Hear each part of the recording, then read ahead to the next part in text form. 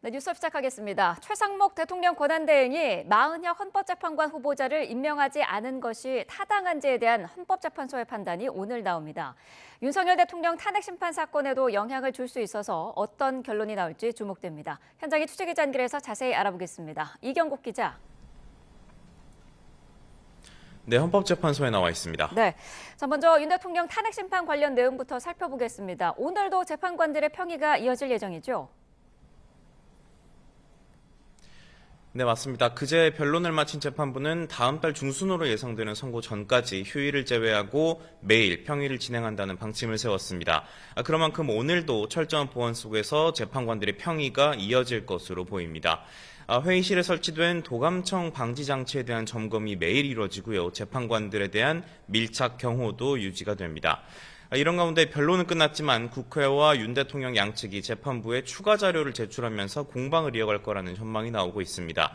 실제 박근혜 전 대통령 탄핵 심판 당시에도 양측이 변론 종결 이후 막바지까지 재판부를 설득하기 위해서 치열한 자료 제출 공방을 벌인 바가 있습니다.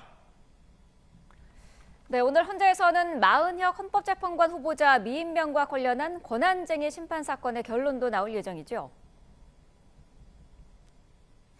네, 맞습니다. 헌재는 오늘 오전 10시에 우원식 국회의장이 국회를 대표해서 최상목 대통령 권한대행을 상대로 낸 권한쟁의 심판의 결과를 선고합니다.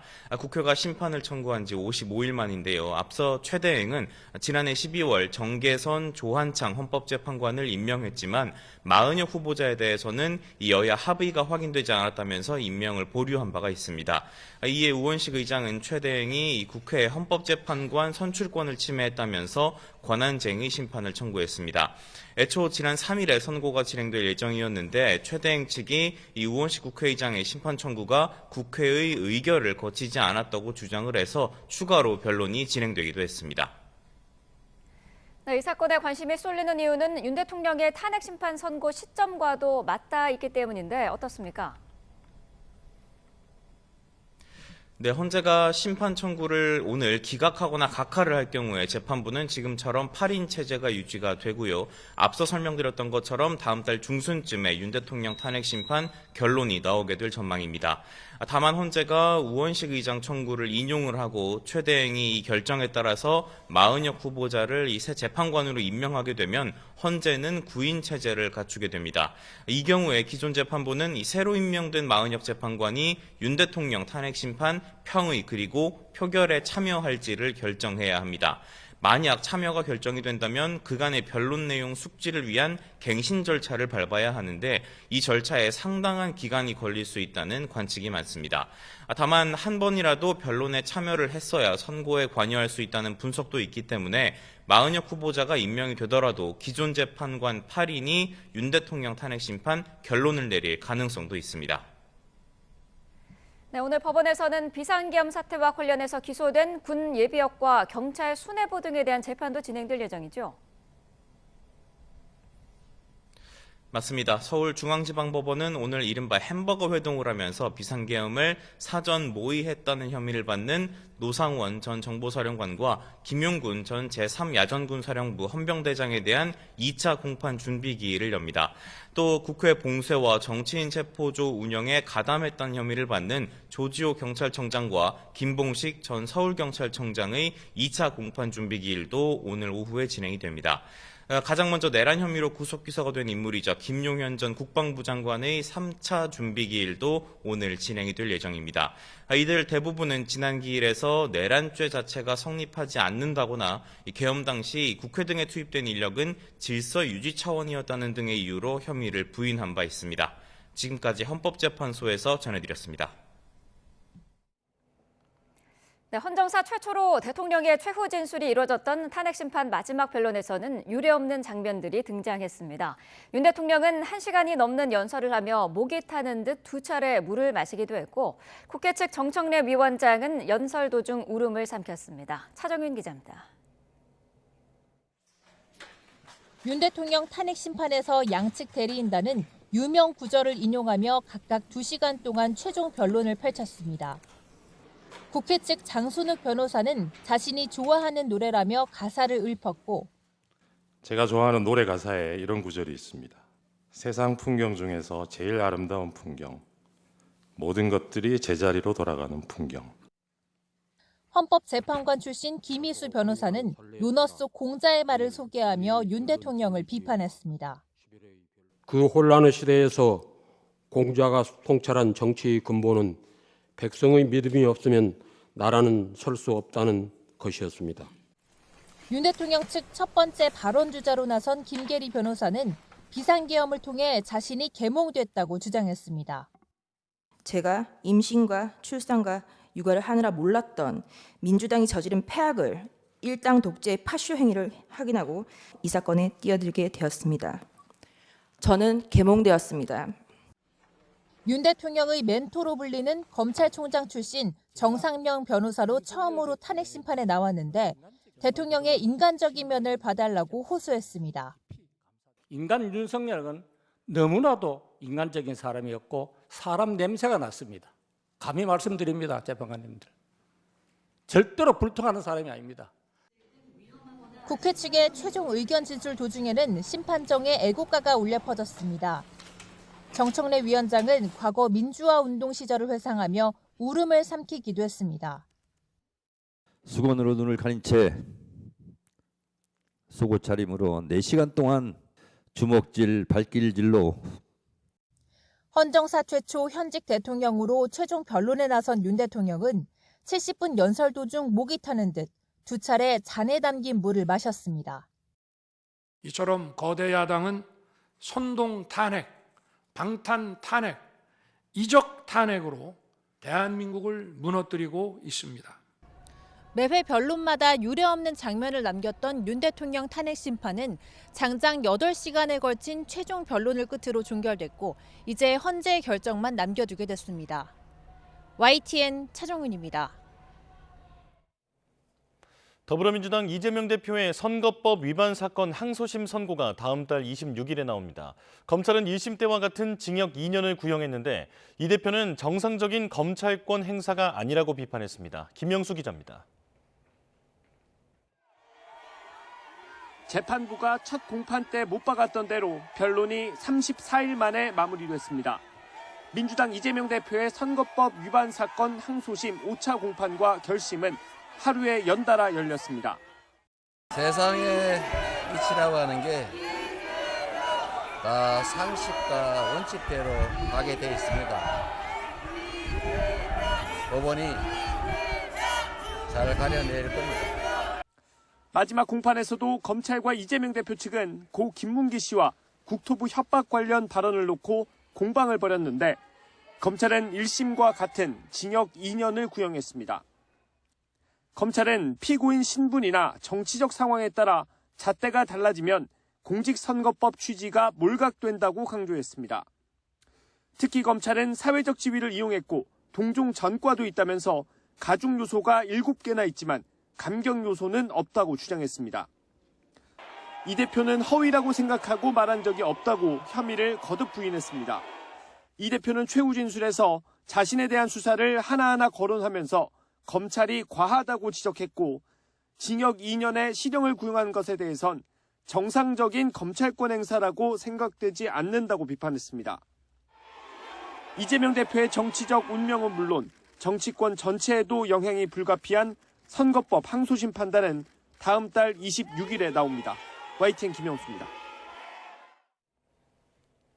더불어민주당 이재명 대표의 선거법 위반 사건은 향후 펼쳐질 수 있는 조기 대선 전국과도 맞닿아 있습니다. 이 대표의 출마 가부를 가를 대법원 선고가 언제 나올지에 이목이 쏠립니다. 이준엽 기자입니다. 민주당 이재명 대표가 선거법 위반 사건에서 의원직 상실형을 확정받으면 대권 도전은 사실상 불가능해집니다.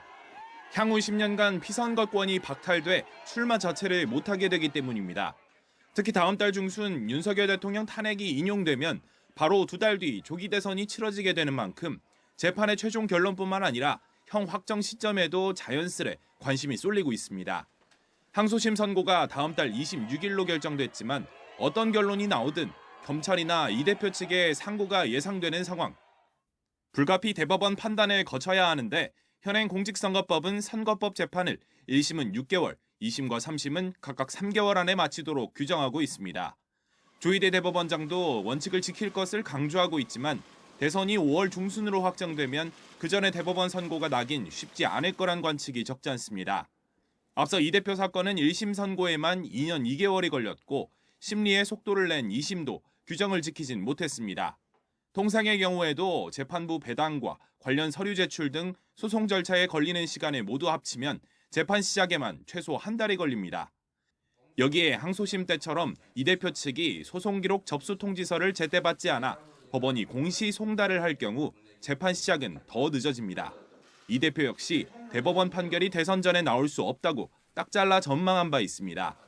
근데 왜 그렇게 비관적으로 보세요? 저는 아무 걱정을 하지 않는데 그 형사소송법 절차 때문에 불가능해요. 결국 향후 이 대표 선거법 사건을 받아들 대법원의 결정 하나하나마다 전국 파장은 불가피해 보입니다. YTN 이준엽입니다. 오세훈 서울시장의 여론조사 비용을 대납했다는 의혹을 받는 사업가에 대해 서울중앙지검이 강제 수사에 나섰습니다. 공천 개입 의혹 등 명태균 씨가 연루된 각종 사건을 넘겨받은 뒤 수사를 본격화하는 모습입니다. 김태원 기자입니다. 서울중앙지검이 창원지검으로부터 정치브로커 명태균 씨 관련 사건을 넘겨받은 지 일주일 만에 첫 강제 수사에 나섰습니다. 서울과 제주에 있는 사업가 김한정 씨의 자택 등을 압수수색한 겁니다. 김 씨는 오세훈 서울시장의 지인이자 후원자로 알려진 인물입니다. 지난 2021년 서울시장 보궐선거 당시 명 씨가 실질적으로 운영한 여론조사 업체 미래한국연구소 측에 여론조사 비용 3,300만 원을 오 시장 대신 냈다는 의혹으로 고발됐습니다. 당시 미래한국연구소는 오 시장과 관련한 비공개 여론조사를 13차례 실시한 걸로 알려졌는데 이때 명 씨의 지시로 오 시장에게 유리한 방식으로 여론조사가 진행됐고 조사 데이터도 오 시장 측에 제공했다는 게 미래한국연구소 부소장이던 강혜경 씨 주장입니다. 이 밖에도 명 씨 측은 선거를 앞두고 오 시장, 김 씨와 만나 여론조사 관련 이야기를 나눴다거나 공사 사장 자리를 약속받았다는 등 폭로성 주장을 이어가고 있습니다. 오 시장 측은 관련 의혹이 모두 사실이 아니라며 조속한 수사를 거듭 촉구하고 있습니다. 김 씨에 대한 압수수색을 두고도 검찰 수사에 진척이 있어서 다행이라며 하루빨리 결론이 나길 바란다고 밝혔습니다. 이어 명 씨로부터 미공표 여론조사를 받아보지 않았다는 건 명백한 사실인 만큼 전달 경위를 밝히라고 거듭 요구하고 있지만 명 씨 측은 답을 피하고 있다고 지적했습니다. 검찰은 압수물 분석을 마치는 대로 김 씨를 불러 정확한 사실관계를 확인할 방침입니다. 또 조만간 창원구치소에 수용된 명 씨를 상대로도 제기된 의혹 전반에 대한 사실관계를 캐물을 예정입니다. YTN 김태원입니다. 더불어민주당 등 야당은 오늘 열리는 본회의에서 명태균 특검법과 상법 개정안을 상정해 처리할 계획입니다. 명태균 특검법은 20대 대통령 선거와 경선 과정에서 불법 허위 여론조사가 활용됐다는 의혹에 명 씨와 윤석열 당시 후보, 김건희 여사 등이 개입했다는 의혹을 수사하는 내용을 골자로 합니다. 상법 개정안은 이사가 충실해야 하는 대상을 기존 회사에서 회사나 주주로 넓히고 상장 회사의 전자주주총회 도입을 의무화하는 조항을 담고 있습니다. 반면 여당은 두 법안이 본회의에서 처리되더라도 최상목 대통령 권한대행에게 제2요구권 행사를 요청한다는 방침입니다. 네, 계속해서 전국 상황 자세히 짚어보겠습니다. 이창근 국민의힘 하남을 당협위원장, 조대현 전 국무총리실 민정실장과 함께하겠습니다. 어서 오십시오. 네, 안녕하세요. 네. 자, 이재명 대표의 공직선거법 위반 항소심 결심 공판에서 검찰이 징역 2년을 구형했습니다. 1심에서 구형했던 형량이랑 같은 거죠? 네, 그렇습니다. 1심에서 2년을 구형했고 네. 최종 판결은 징역 1년에 집행유예 2년이 나왔지 않습니까? 이번에도 같이 구형했다는 것은 그만큼 검찰이 유죄 입증에 자신 있다고 보는 건데요. 네. 한 차례 이제 공소장 변경이 있었습니다. 하지만 그 공소장 변경은 유죄를 명확히 입증하기 위한 변경입니다. 다시 네. 말해서 1심에서는 이재명 대표가 허위사실을 공표했다는 언론과 관련된 4가지를 제시했는데 구체적으로 특정을 해달라 그랬어요. 네. 그래서 3가지가 고 김문기 씨를 몰랐다는 거, 그리고 고 김문기 씨와 골프를 쳤다는 거, 그리고 공직선거법 때문에 기소가 된 뒤에 고 김문기 씨를 알게 됐다는 거. 이 세 가지 사실에 대해서 특정을 해서 네. 다시 한번 재구성을 한 거거든요. 그렇다면 단순히 언론 기사를 첨부해서 이렇게 유죄에 해당하는 허위 사실을 공표했다는 것과 거기에서 어떤 부분이 허위 사실이 되는지를 명확히 네. 특정했다는 건 차이가 있거든요. 그렇기 때문에 더 명확하게 공소장을 변경했기 때문에 검찰은 더 유죄에 자신이 있었을 것이고 네. 그렇기 때문에 아마 같은 형량을 구형한 걸로 보고 있습니다. 징역 2년 구형과 관련해서 이재명 대표가 정상적인 검찰권 행사가 아니다라고 비판을 했어요. 어떤 의미였을까요? 네, 이 사안에 대해서 이 정도 1심에 이어서 2심까지도 이렇게 2년까지 구형하는 것은 사실은 검찰이 굉장히 과한 그런 의미에서 이제 검찰권 남용이다 이렇게 표현한 것 같아요. 네. 이게 지금 사실상 이제 윤석열 대통령의 탄핵이 기정사실화되는 이 시점에서 연이어서 지금 25일 날 윤석열 대통령에 대한 11차 변론 기일이 종료가 되면서 이제 최종 선고를 기다리고 있지 않습니까? 네. 사실상 조기 대선이 사실상 이제 눈앞으로 다가오는 상황에서 굉장히 이 부분이 민주당에는 큰 걸림돌이 되는 것이고요. 네. 그런 점에서 실제로 이제 1심 당시에도 위중교사에 대해서는 걱정을 좀 했었지만 선거법에 대해서는 큰 걱정을 하지 않았었거든요. 왜냐하면 이 선거법 위반이라는 것 자체가 이 그냥 허위 사실 기재나 이런 명확한 이런 부분들이 아니라 본인이 알았느냐 몰랐느냐 그 당시에 그것이 쟁점이 됐었는데 그 마음속에 있는 부분을 가지고 허위 사실이 아니냐라고 얘기하는 것이 굉장히 좀 과한 그런 부분 아니냐라고 얘기를 했는데 네. 1심의 결과에 사실은 민주당은 많이 놀랐습니다. 네. 이재명 대표도 의회의 결과에 저는 당황스러웠을 텐데요. 그런 검찰의 입장이 전혀 변하지 않고 2심에서도 이렇게 강하게 나왔다라는 거에 대해서 우려가 사실은 뭐 적지 않은 상황입니다. 네, 항소심 선고는 다음 달 26일에 이제 나오는 걸로 결정이 돼 있는데 뭐 이재명 대표의 정치적인 운명뿐만 아니라 정치권 전체에도 영향이 불가피한 상황이에요. 여당은 징역형이 확정돼야 한다 그런 입장이죠. 당연합니다. 왜냐하면 어저께 이재명 대표의 최후 변론도 보면은 본인이 인정하는 듯한 소극적 인정이라고 저는 보고 있습니다. 네. 왜냐하면 그 전에 입장과 달라진 게 고 김문기 씨와 관련돼서는 본인의 기억을 이제 얘기를 했어요. 기억이 없었다. 네. 기억에 오류라는 그런 표현을 썼고요. 그리고 또 하나는 이제 백현동 그 사건과 관련해서 국토부의 공문과 관련해서는 표현이 부족했다. 네. 이렇게 했단 말이죠. 그 자체는 본인도 한번 선회해서 소극적 인정이라고 저는 평가를 하고 싶습니다. 하지만 민주당이 낙관하는 거는 딱 하나일 거예요. 이재명 대표가 유튜브 방송에서 출연해서 이미 얘기를 했습니다. 3심에 대한 자신이거든요. 왜냐하면은 3심까지는 이제 법상으로는 3개월 안에 처리돼야 되는데 네. 2심 선고가 나고 난 다음에 일주일 안에 상고를 해야 돼요. 설사 검찰이 상고를 한다 손 치더라도 하루 만에 하더라도 그 다음에 절차는 2심 재판부가 3심 재판부로 소송 기록과 이런 걸 넘기는데 14일 안에 넘겨야 돼요. 네. 그것도 만약에 하루 이틀 만에 넘긴다 손 치더라도 그 다음 남는 절차가 이미 이재명 대표가 2심에서 보여준 전략, 송달을 받지 않습니다. 네. 그럼 2주 이상 걸릴 수도 있어요. 그리고 송달 안 받을 때 인터넷으로 전자 송달로 처리하더라도 일주일이 경과를 해야 돼요. 그러면 시간이 거의 어떻게 되겠습니까? 꽤 걸리겠죠. 그리고 네. 마지막에 남는 거는 상고에 대한 그런 변론의 이유를 제출해야 되는데 네. 그것도 시한이 20일입니다. 네. 그렇기 때문에 민주당은 아마 3심에 대한 자신이지 이재명 대표는 설사 어제 최후 변론에서 소극적 인정을 했다고 제가 평가를 하더라도 3심에 대한 그러한 자신감 네. 그런 것 때문에 낙관하는 분위기지만 네. 대법원에서 지금 윤 대통령 문제 때문에 얼마나 큰 혼란이 있었습니까? 그렇기 때문에 법원에서도 하루속히 이 부분도 혼란을 없애기 위해서 빨리 결정해야 될 걸로 보고 있습니다. 네, 말씀하신 그 부분 3심에 대한 자신감에 대해서도 얘기가 나오고 있는데 앞서서 저희가 리포트로도 들었습니다마는 걱정 없다라고 이재명 대표가 자신 있게 얘기를 하더라고요. 조기 대선은 치를 수 있다라는 그런 계산인 것 같은데 어떤 의견이신가요?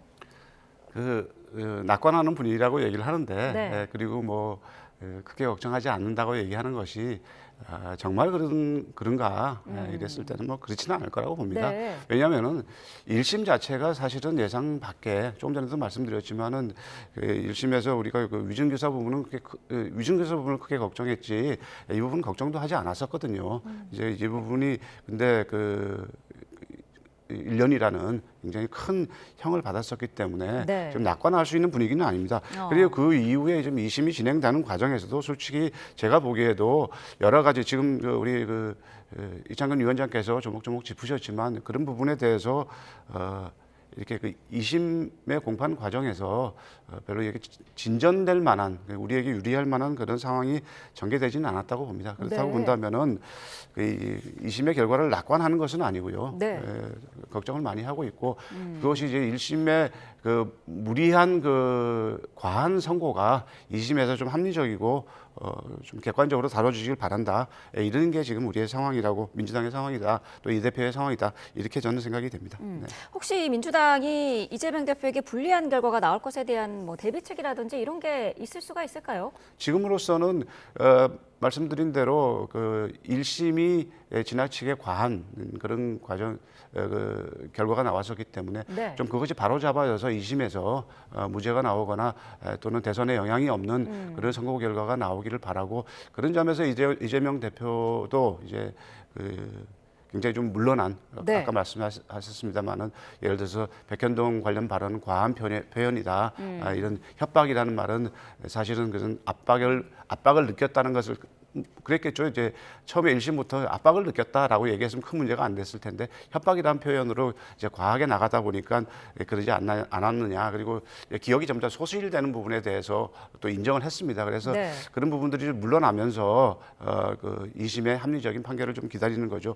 그런 상황이지 이걸 가지고 그 지금 현재 대선 에 대한 그런 구체적인 준비를 할 수 있는 그런 상황은 아니고요. 물론 네. 저 개인적으로는 지금 그 지난번에 방송에 나와서 그 헌법 84조를 얘기한 것은 좀 불필요한 발언이었다 생각을 하고요. 2심에 좀 그 충실하게 하면서 2심의 결과가 만약에 그 1심과 같이 또는 이제 대선에 영향을 줄 만한 그런 결과로 나온다면은 네. 이 대표께서 또 다른 플랜을 제시해야 되지 않겠습니까? 지금 뭐 이 탄핵이라는 국면 속에서 아까 말씀드린 대로 그 윤석열 대통령에 대한 탄핵이 인용이 기정사실화되고 있고 조기 대선이 사실상 눈앞에 다가와 있습니다. 이런 상황에서 좀 어떻게 좋은 결과가 그렇게 나와서 그런 거에 대한 민주당도 준비를 해야 되는 시점이다. 저도 그렇게 개인적으로 그렇게 생각합니다. 네. 국민의힘 한동훈 전 대표의 책이 어제 이제 출간이 됐어요. 사전 예약 베스트셀러 기록에 또 서점 오픈런 현상까지 나타났는데 국민의힘에서는 어떻게 보고 있는지도 궁금합니다. 사실 뭐 보수의 자산이다라고 하면서도 조금 뭐 속내는 복잡할 것 같기도 하거든요. 뭐 국민의힘 내부에서 다양한 의견이 있을 수 있습니다. 네. 뭐 언론에서 이제 보도하는 것처럼 친한 친윤 대립 구도로 벌써 보도도 되고 있는데요. 사실 그러한 부분은 저희들이 바라는 방향은 아닙니다. 네. 제가 늘 말씀드리지만 정치는 다양성입니다. 정당의 다양성이 있어야 되는데 그렇다면 한동훈 대표의 이 책이 주목을 받는 이유는 국민들이 궁금해하는 14일간의 시간 동안에 한동훈 대표가 왜 그런 선택을 했는지 네. 그리고 국민들이 언론을 통해서 모르는 비화 한동훈 대표와 윤석열 대통령 간의 그러한 대화 그리고 그때 당시에 계엄 이후에 바로 대통령실도 찾아갔지 않습니까? 네. 그러한 모습들에 대한 생생한 이야기에 관심이 있기 때문에 폭증을 하는 거고 네. 그리고 그러한 한동훈 대표의 여러 가지 결정 과정에서의 고뇌 그리고 그러한 결정한 이후에 어떻게 전개됐는지 이러한 부분들에 대한 궁금증 때문에 이러한 인기가 폭발하는 거거든요. 네. 그래서 이거는 다양성의 차원에서 봤을 때 국민들의 알 권리를 충족시키면서 또한 우리 당의 어떤 탄핵이 아직 결정은 안 났지만 기각이 되면 기각이 되는 대로 인용이 되면 인용이 되는 대로 당이 어떻게 헤쳐나가야 될지 그런 하나의 뭐랄까 시그널 네. 그러한 지침서까지는 아니더라도 다시 한번 다 함께 한번 고민을 하는 네. 그러한 계기가 될 수는 있지 않을까 그런 생각을 해봐요. 그런데 그 시점이 약간 묘한 게 사실 지금 대통령 탄핵 심판에 대한 헌재의 결정이 나오지 않은 상황인데 이 상황에서 그 당시의 상황을 상세히 기록해서 알리는 거에는 어떤 의미가 있었을까요? 뭐 제가 생각할 때는 본인의 분명히 정치적인 복귀에 관한 그러한 신호탄은 사실입니다. 저는 네. 그렇게 보고 있습니다. 그리고 본인도 법조인으로서 한동훈 대표도 탄핵을 찬성을 했지 않습니까? 찬성을 하고 본인이 이미 얘기한 것처럼 윤 대통령의 고뇌와 야당의 폭거에 대해서는 인정을 하면서도 이 부분은 정치와 사법 시스템으로 풀어야 되는데 네. 윤 대통령이 잘못 풀었다 이렇게 얘기했지 않습니까? 그렇다면 본인이 예측을 했을 거예요. 이것은 만약에 한동훈 대표의 입장에서 본다면은 탄핵이 인용될 수밖에 없다. 그렇다면은 언제쯤 탄핵이 최종 심판이 날 것이다. 그렇다면 본인의 어디쯤에 제가 본인이 책을 출간하는 게 가장 유리한지를 판단했을 거라고 생각해요. 그래서 그런 날짜가 잡혔을 거라고 생각하고 네. 하지만 다행히 또 공교롭게 윤석열 대통령에 대한 최후 변론이 25일이었지 않습니까? 그것은 우연의 일치라고 봐요. 네. 왜냐하면 탄핵에서 정인 변론을 한 차례 더 잡는 바람에 그렇게 됐지만 그거를 떠나더라도 한동훈 대표는 자기의 복귀를 위한 시점을 네. 적절하게 잡은 거로 저는 그렇게 보고 있습니다. 네. 정치인의 책, 이 유명 인사의 저서가 이렇게 화제가 되는 일이 드문 걸로 알고 있는데 어떻게 보고 계시나요? 그러니까 뭐 지금 이창건 위원장께서 말씀하신 것과 이제 비슷한 생각인데 저는 이제 이 책을 아직 읽어보지는 않았습니다. 읽어보지는 않았고 뭐 한번 구해서 봐야 되겠다 이런 생각은 드는데 첫째로서는 그 지금 조금 전에도 말씀드린 12월 3일을 그 전후한 이런 상황에 대한 기록으로서의 의미는 꽤 있다. 왜냐하면은 사실은 뭐 저희들이 모르는 또 뭐 언론에 많이 노출이 되기도 했습니다만은 아주 긴박한 상황이 그 진행되는 과정에서 본인이 이제 생명의 위협까지도 느꼈다라는 것은 저는 대단히 진실에 가깝다고 봅니다. 네. 그 당시의 기록 그리고 이제 그 직후에 탄핵까지의 그런 기록에 대해서는 굉장히 그 좀 사실에 근접하는 그런 기록이다. 그래서 한동훈 대표 이 책 제목이 국민이 먼저입니다라고요. 공공선을 강조했는데 네. 그 이 부분에 대한 그 탄핵 계엄을 전후한 상황에서의 기록으로서의 가치가 우선은 좀 크고요. 그건 좀 평가할 만합니다. 그다음에 두 번째로는 그 사실은 이 한동훈 대표가 정책 경력이 굉장히 부족하지 않습니까? 이번에 이 책의 그 출판을 앞두고도 본인의 검사 기록, 검사 경력 이런 것들은 좀 이제 숨기고 좀 이제 내세우지 않으려고 했지 않습니까? 네. 그러니까 이제 당 대표로서 지금 이 상황, 그 부족한 정치 경력에서 어떻게 보면 굉장히 이제 임팩트가 큰 거죠. 이 계엄에 대해서 그 한동훈 대표가 처신한 그 부분이 유일하게 아마 이후의 정치적 행보에서 자랑으로 말하자면 내세울 수 있는 것. 그리고 이제 국민의힘에 만약에 그 대선 후보로서 도전을 한다면은 이 부분이 가장 강조할 수 있는 어떻게 보면 가장 유일한 부분이기 때문에 이 부분을 가장 크게 강조하지 않았는가 이런 생각이 들고요. 네. 세 번째로 이제 주목해 볼 부분이 결국은 민주당 안에서도 이제 이재명이라는 큰 강력한 후보가 있지만은 다른 이제 비주류 후보들이 이재명 또 친명이라는 큰 허들이 있는 거 아닙니까? 네. 거꾸로 이번에 탄핵 국면에서 확인되었듯이 국민의힘에는 친윤, 특히 이제 극우라는 아주 큰 허들이 하나 생겨버렸습니다. 네. 이것을 넘지 않으면은 누구도 국민의힘의 대선 후보가 될 수가 없어요. 이제 그 점을 염려했기 때문에 지금 이제 일부 그때 이제 윤 대통령을 너무 몰아붙인 거에 대해서는 자기가 좀 잘못한 것 같다. 이런 그분들을 의식한 그런 내용도 좀 들어가 있는 것 같습니다. 네, 지금 저희가 그래픽으로도 보여드리고 있습니다만은 대통령 탄핵에 찬성한 부분에 대해서 굉장히 고통스러운 결정이었고 지금도 가슴이 저민다. 뭐 이런 표현까지 썼거든요. 윤 대통령의 지지자뿐만 아니라 이런 국민의힘 지지자들을 저런 표현으로 달랠 수 있을까라는 지적도 있던데요. 어떻게 보시나요? 저런 표현으로 달래기보다는 만약에 한동훈 대표가 양쪽을 다 지지를 얻기 위해서 책을 썼다면 책의 가치는 떨어질 겁니다. 저는 한동훈 대표가 본인의 정치 복귀를 위해서 이 책을 썼다고 평가한 것처럼 아쉬운 점이 있다면 사실 책에서 비전이 없는 부분도 아쉬운 부분이 있거든요. 그런데 거기에 대해서 저러한 정치 공학적인 계산을 벌써 했다. 그것은 사실은 맞지 않다고 저는 봅니다. 정말 진솔한 얘기를 국민들이 원한 거지 한동훈 대표의 정치적인 공학을 원한 건 아니라고 보기 때문에 그렇습니다. 그래서 다만 한동훈 대표가 저렇게 쓴 것도 그냥 저는 개인적으로 본인의 그냥 윤 대통령과의 사적 관계에서 인간적인 관계에서의 표현이라고 보고 싶고요. 다만 본인의 공적인 관계에서 할 수밖에 없었던 본인의 선택 그거를 아마 얘기했다고 보고 있고요. 그리고 아까 지적하신 것 중에 이제 본인이 잘못했다는 부분은 저는 그거는 어떻게 보고 있냐면은 내란이라고 의총에서 규정을 했어요. 사실 내란이라는 건 형법에서 결정이 나야 되는데 그 부분은 당시에 한동훈 대표가 과했다는 평가를 누구나 다 동의를 합니다. 그래서 그 부분에 대한 인정이라고 저는 보고 있고요. 그래서 한동훈 대표 이 책이 어떤 평가를 받는지는 후대에 또 지속해서 평가 나오겠지만 한동훈 대표가 지금이라도 만약에 정치적인 공학을 깔고 책을 썼다. 그렇게 믿고 싶진 않지만 그렇다면 아마 대선 경선 과정 만약에 탄핵 인용이 돼서 네. 과정에서 그런 과정에서 평가를 받을 거예요. 한국에서 가장 위험한 인물이 이재명 대표다라고 언급한 부분에 대해서 이 대표가 어제 발끈했습니다. 개 눈에는 뭐만 보인다라고 비판을 했는데 여기에 또 한 전 대표가 기꺼이 국민을 지키는 개가 되겠다. 재판이나 잘 받으시라 라면서 이제 받아쳤어요. 이 부분은 어떻게 보셨습니까? 이게 참 이런 공방들을 보면서 좀 안타까웠어요. 그러니까 이제 특히 이제 한동훈 전 대표의 이 단점 중에 하나를 꼽히는 게 가볍다는 거 아닙니까? 순발력 좋은 거는 이런 표현들이 지지자들한테 좀 시원한 표현으로 보일 수는 있을지 몰라도 이제 한국을 이끌어갈, 대한민국을 이끌어갈 지도자로서 보기에는 별로 이렇게 좀 무겁고 좀 진중한 이런 표현은 아니라는 걸로 보입니다. 네. 저 개인적으로 안타까웠던 것은 12월 3일 날 밤에, 정확하게 12월 4일 새벽이 되나요?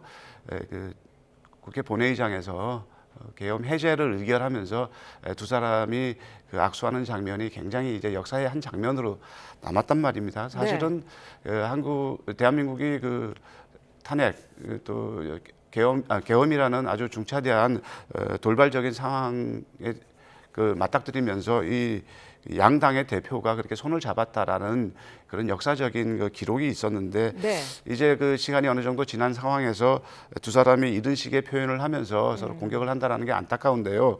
한 대표 입장에서는 민주당의 유력 후보인 이재명 대표를 공격하는 것으로 반사 이익을 챙길 수밖에 없을 것이고 그것을 통해서 본인을 부각시킬 수밖에는 없을 것이다. 저는 이렇게 생각을 하는데요. 이제 그것보다도 더 중요한 것은 조금 전에 이창근 위원장께서 말씀하셨지만은 좀 비전이 없다. 이게 본인의 비전을 가지고 이제는 여기서 본인이 계엄 당시에 국민의힘에서 유일하게 올바른 방향을 견지했던 그런 지도자라는 것을 강조하는 것에서 아울러서 본인이 대선 후보로서 사람들에게 인정을 받기 위해서는 비전을 제시를 해야 되거든요. 네. 한동훈이 펼치고자 하는 대한민국은 이런 곳이다, 이런 나라다, 이런 모습을 보여줘야 되는데 그런 부분에 대한 내용이 이 책에 많이 반영이 안 되었다면 그게 좀 안타깝죠. 네. 이재명 대표에 대한 때리기의 반사 이익은 지극히 제한적이고 한계가 있습니다. 네. 첨언하실 내용이 있으실까요? 짧게 말씀드리면 네. 국민들이 가장 싫어하는 게 저런 표현들입니다. 저 두 사람의 싸움, 진흙탕 싸움과 같은 표현, 그리고 이재명 대표의 저런 저질스러운 저런 단어 선택, 저런 게 국민들이 가장 싫어하는 거고요. 그래서 준비된 지도자가 왜 필요한지 여실히 보여주는 장면입니다. 네. 자, 오늘 국회에서는 명태균 특검법이 본회의에서 처리될 예정인데 어제 법사위에서는 이제 여당 의원들이 표결에 불참을 했어요. 오늘 단일 대우로 갑니까? 왜냐하면 특검법은 이런 단점이 있습니다. 네. 지금 탄핵을 이제 최종 선고를 앞두고 만약에 탄핵이 인용이 되면 인용되는 대로 기각이 되면 기각되는 대로 국회에서 양당이 대처를 해야 되겠지만 만약에 인용이 된다는 전제를 깔 때는 특검이라는 거는 대선에 지대한 영향을 미칩니다. 왜냐하면 대선은 탄핵 인용과 동시에 60일 안에 치러야 됩니다. 그럼 최종 마지막 노선이 60일로 하더라도 5월 중순이에요. 하지만 특검이 도입되면은 최장 100일, 150일 가지고 또 싸울 겁니다. 그럼 대선을 넘어가는 겁니다. 그러면은 민주당이 노리는 게 뭐겠습니까? 한간에 들리는 얘기는 민주당이 가장 두려워하는 후보가 오세훈 서울시장이라는 얘기도 있습니다. 네. 지금 명태균 특검을 하는 거는 사실 윤석열 대통령을 겨냥한 게 아닙니다. 오세훈 서울시장을 겨냥하는 거고 제2의 생태탕을 만들겠다는 겁니다. 그러한 이유 때문에 특검은 아니라는 얘기를 하는 거고요. 그래서 오세훈 서울시장은 이미 누차례 얘기했습니다. 빨리 검찰 조사를 해달라. 네. 그리고 오히려 어제 검찰에서 김한정 회장에 대한 압수수색을 한 것이 오히려 다행이다. 빨리 수사를 해달라는 겁니다. 네. 그래서 민주당이 저렇게 하는 저희가 과연 국민을 알 걸 위해서 특검을 하는 건지 또다시 진흙탕 싸움을 몰고 가고 지난 2021년 서울시장 재보궐선거처럼 제2의 생태탕을 만들기 위한 전략이 아닌지 그렇기 때문에 특검법은 수용할 수가 없는 겁니다. 네. 본회의에 만약에 통과된다고 하더라도 여당에서는 최상목 권한대행의 제2요구권을 요청하기로 했는데요. 야당에서는 어떤 전략이 좀 따로 있을까요? 지금으로 보면은 이 국회에서의 의결하는 것과 그리고 임명하는 그런 과정들을 보면 지금까지 여러 사안을 봤지만은 사실상 뭐 최상목 권한대행이 버티면은 방법은 없습니다. 네. 방법은 없고 근데 과연 이런 것들이 조금 저는 이창근 위원장께서 조금 전에 하신 말씀 중에서 굉장히 중요한 그런 내용이 있다고 생각을 하는데요. 이 문제를 되든 안 되든 끌고 나가면은 사실은 굉장히 불리한 거는 국민의힘이거든요. 예. 사실상 대선 국면이 대선 국면에 접어든 마당에서 뭐 저도 그렇게 생각을 합니다. 지금 가장 강력한 후보 중에 한 사람. 그러니까 결국 대통령 선거라는 것은 이 중도 진영을 놓고 싸우는 거거든요. 네. 국민의힘도 마찬가지로 중도를 흡수를 해야 되고 민주당도 마찬가지로 중도를 흡수하는 것 해야 되는 전략을 구사해야 되는 것이고 그런 점에서 볼 때 그럼 중도에서 가장 누가 강하겠느냐라고 본다면은 뭐 민주당은 놔두고라도 국민의힘만 놓고 봤을 때는 저 개인적으로는 오세훈 후보 같은 분이라고 생각을 합니다. 네. 뭐 예를 들어서 지금 뭐 인기가 있다고 하는 어떤 특정 후보 그런 분들은 오히려 민주당으로서는 뭐 저희 내부에서는 그런 얘기는 오케이 땡큐 이런 얘기도 하고 그러는데 네. 그럴 정도로 중원에서 싸운다고 했을 때 그런 위협적인 인물이죠.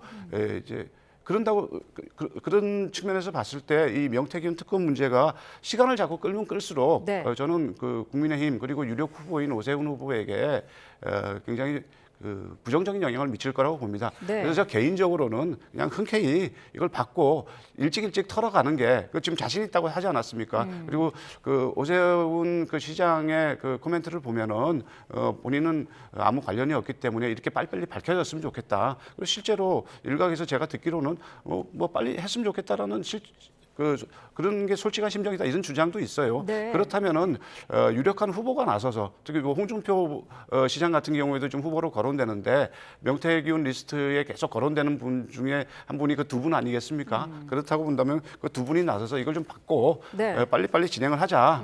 대신에 뭐 확대하지 말자 이런 제안을 할 수 있겠죠. 네. 그렇게 했으면 좋겠다. 저 개인적으로 그렇게 생각합니다.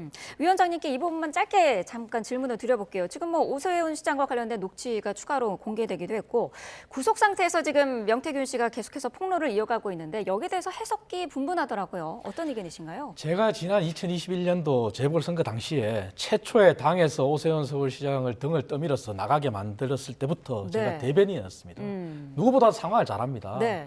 명태균 씨가 지금 얘기하는 것은 정말 흑색성전이고 말도 안 되는 얘기인데 제2의 생태탕에서 한마디로 정리됐을 때가 페라가모 신발이었습니다. 그럼 명태균 씨가 이런 얘기를 했어요. 오세훈 서울시장이 울고불고 난리가 났다. 오세훈 서울시장을 아는 분들이 그 얘기에 동의하겠습니까? 그거 하나만으로도 제2의 페라가모다 이렇게 표현할 수 있고요.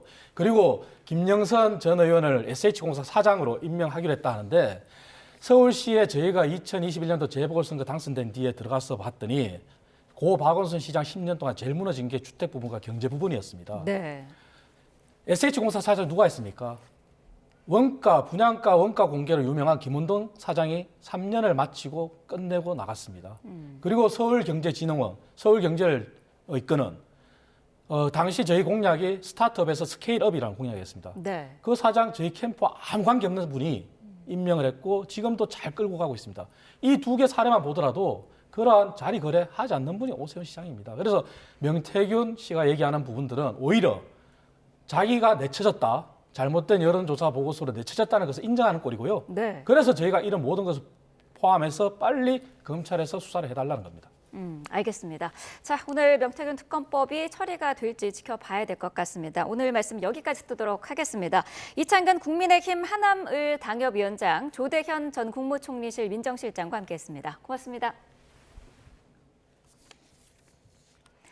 네, 김성훈 경호차장의 휴대전화를 분석한 경찰이 김 차장이 캡처해둔 윤 대통령의 문자 내용을 입수한 것으로 파악됐습니다. 경찰은 김 차장이 윤 대통령 지시를 받아 체포영장 저지에 나선 것으로 보고 있는데 다음 달 6일 구속영장 심의위에서 김 차장 구속의 필요성을 강하게 주장할 방침입니다. 정현우 기자입니다. 압수수색을 통해 확보한 김성훈 경호처 차장의 휴대전화 넉 대를 분석한 경찰은 김 차장이 윤석열 대통령과의 문자를 캡처해둔 사실을 확인했습니다. 김 차장은 캡처본을 삭제했지만 경찰이 휴대전화 포렌식 작업 끝에 확보한 겁니다. 김 차장은 윤 대통령에 대한 1차 체포 시도가 무산되고 나흘 뒤인 지난달 7일 보안 앱인 시그널로 주고받은 문자를 캡처했던 것으로 확인됐습니다. 보안성이 높아 복구가 쉽지 않은 것으로 알려진 메신저 앱입니다. 김 차장은 대통령께서 전략을 세우고 준비하는데 지장이 없게끔 경호처가 철저히 막아내겠다고 했고, 윤 대통령은 단결, 국군 통수권자의 안전을 생각하라, 일관된 임무 하나만 생각한다라고 답한 것으로 파악됐습니다. 이에 대해 김 차장은 직원들에게 주지시키고 임무 수행을 위해 충성을 다하겠다고 답한 것으로 확인됐습니다. 김 차장이 대통령 지시에 따라 공수처의 체포 시도를 저지했다고 보는 경찰은 윤 대통령과의 문자 메시지 내용을 추가해 김 차장에 대한 세 번째 구속영장을 신청했지만 역시 검찰 단계에서 반려됐습니다. 검찰이 김 차장과 함께 이광우 경호본부장 구속영장까지 잇따라 기각하자 경찰이 서울고등검찰청에 신청한 영장심의위원회는 다음 달 6일로 예정됐습니다.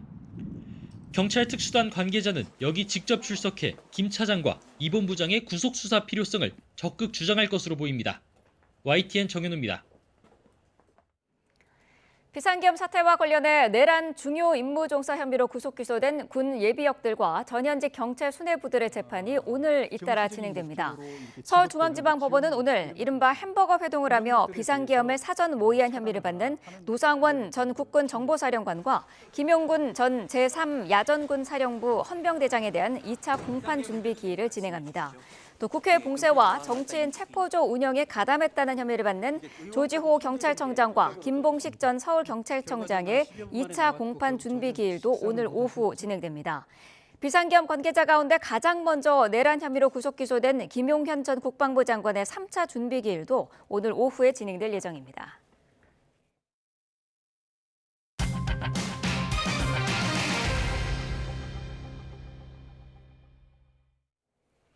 경기 안성 고속도로 공사장 붕괴 사고 당시 구조물이 갑자기 무너지기 시작하는 모습이 인근 CCTV에 포착됐습니다. 210m 구간이 완전히 무너지는 데 걸린 시간은 단 4초에 불과했습니다. 유서현 기자입니다. 교각 위에 콘크리트 구조물이 일렬로 줄지어 있습니다. 갑자기 맨 앞쪽에 놓인 구조물이 중심을 잃고 조금씩 오른쪽으로 기울기 시작합니다. 그 순간 구조물이 반으로 꺾여 아래로 떨어지더니 나머지 구조물들도 마치 도미노처럼 차례로 무너집니다. 총 길이 210m에 달하는 상판이 완전히 무너지는 데 걸린 시간은 단 4초에 불과했습니다. 부서진 콘크리트 구조물은 최대 52m 아래로 추락했는데 그 충격으로 일대에 하얀 분진이 피어오르는 모습도 보입니다. 사고 직전 운행 중인 차량이 다리 아래를 지나는 아찔한 순간도 있었습니다.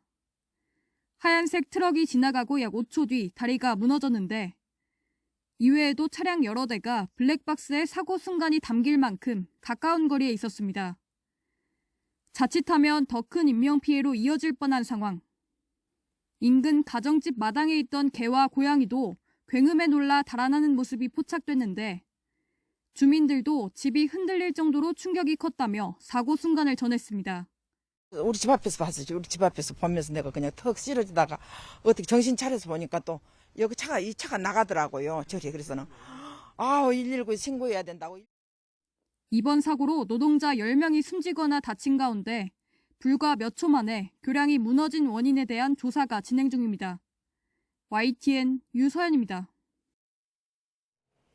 순식간에 무너져 내리면서 10명의 사상자를 낸 안성 교량 붕괴 사고 원인과 관련해 다양한 가능성이 제기되고 있습니다.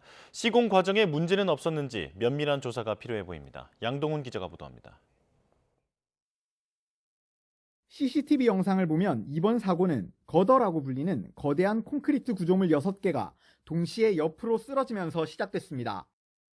거더는 교각 위에 올리는 보의 일종인데 거더를 설치한 다음 상판을 올리면 다리가 완성됩니다. 이번 사고는 거더 설치를 마친 다음 이걸 옮기는 장비인 런처를 이동시키는 과정에서 발생했는데 원인을 두고 다양한 추측이 나오고 있습니다. 우선 거더가 아직 런처에 걸려있는 상태에서 런처를 이동시키는 바람에 사고가 났을 가능성이 제기됩니다. 빼는 힘이 보에 작동이 됐다 하는 얘기라고. 그러니까 완전히 분리가 되지 않은 상태에서 뒤로 뽑은 것 같아요. 거더는 넓적한 판을 세워둔 형태라 쉽게 넘어질 수 있어 튼튼하게 고정해야 하는데 고정이 잘 안 된 상태에서 런처를 옮기려다 균형이 무너졌을 거라는 분석도 나옵니다. 이게 하나만 죽은 게 아니고 전체가 다 기울었어요, 이게요. 연결은 했지만 연결상도 미흡했다는 거예요. 런처가 이동을 하면서 무게중심이 우측으로 이동이 되니까 그래서 이제 하중이 어느 한쪽으로 확 쏠려버리게 되는 거죠. 또 설치 과정에서 거더가 정확한 위치에 놓이지 않으면 쓰러지기 쉽다는 지적도 있습니다. 그 끝단을 정확하게 제자리를 찾아야 되고 그런 부분들이 다 하나라도 안 맞으면 불완전하게 얹혀져 있는 거나 마찬가지예요. 사고 원인에 대한 여러 가능성이 제기되는 가운데 엄밀한 조사와 수사를 통해 명확한 원인을 밝히고 재발 방지 대책도 철저히 세워야 한다는 지적입니다. YTN 양동훈입니다. 경기 안성 고속도로 교량 붕괴 사고가 난 뒤 인근 마을 주민들은 뜬 눈으로 밤을 지샜습니다. 교각에 얹혀있는 대형 장비가 떨어지는 등 2차 피해가 생기지는 않을까 불안을 호소하고 있습니다. 표정우 기자입니다. 철근이 드러난 콘크리트가 여기저기 흩어져 있습니다. 주민들 터전 바로 옆 사고 현장에는 떨어진 구조물 잔해가 그대로 남아 있습니다. 최고 높이 52m, 상판이 무너진 교각 위에도 사고 당시 구부러진 파란색 특수장비가 여전히 위태롭게 얹혀 있습니다. 주민들은 혹시라도 초대형 장비가 떨어져 2차 사고가 나지는 않을지 걱정이 큽니다. 너무 불안하지요, 지금도. 저거 얼른 처치해야지요, 저거 얼른. 동네 사람들 살게 해야지. 동네 사람 이래가고 살고서요, 여기. 해체 작업한다고 그러면 이 하는 과정에서 또 위험한 일들이 많이 일어나지 않을까 걱정이. 눈앞에서 교량 붕괴 장면을 목격한 주민들은 충격에 뜬 눈으로 밤을 새웠습니다. 저 다리랑 저런 것만 봐도 막 가슴이 뛰고 막 다리에 힘이 빠져요. 그리고 저쪽에 열차처럼 파랗게 길게 있는 것도 저것도 언제 어느 때 저게 무너질지도 모르겠고. 사고 이후 작은 소리에도 놀라는 아내가 걱정돼 병원을 찾기도 했습니다. 어제 내가 퇴근해서 문을 확 열었는데 놀래. 왜 이래 그랬더니 나도 몰라 그러더라고. 안성시청은 주민 안전을 위해 보건소에서 심리 상담을 진행하고 있습니다. 사고로 10명의 사상자가 발생한 가운데 주민들의 불안은 쉽게 가라앉지 않고 있습니다. YTN 표정우입니다. 이번 붕괴 사고와 관련해 경찰이 해당 구간 공사를 맡은 회사 관계자들을 잇따라 불러 조사하며 수사에 본격적으로 나섰습니다. 경기 남부경찰청 수사전담팀은 시공사인 현대엔지니어링 등 업체 관계자들을 참고인 신분으로 소환해 조사했다고 밝혔습니다. 경찰은 사고 원인 규명을 위한 국립과학수사연구원 등과의 현장 감식도 내일 오전 10시 반에 진행할 예정입니다. 경찰은 또 사망자 4명의 시신을 국립과학수사연구원에 보내 부검을 의뢰했는데 부검이 끝나는 대로 유가족에게 시신을 양도해 장례 절차를 진행할 수 있도록 할 예정입니다. 광주 도심에서 경찰관에게 흉기를 휘두른 피의자가 경찰이 쏜 총에 맞아 숨지는 일이 있었죠. 여러 차례 설득에도 피의자가 흉기를 내려놓지 않았다는데 경찰은 총기 사용 적절성 여부 등 정확한 사건 경위를 조사하고 있습니다. 김범환 기자가 취재했습니다. 새벽에 여성 2명 뒤로 가방을 든 남성이 따라갑니다.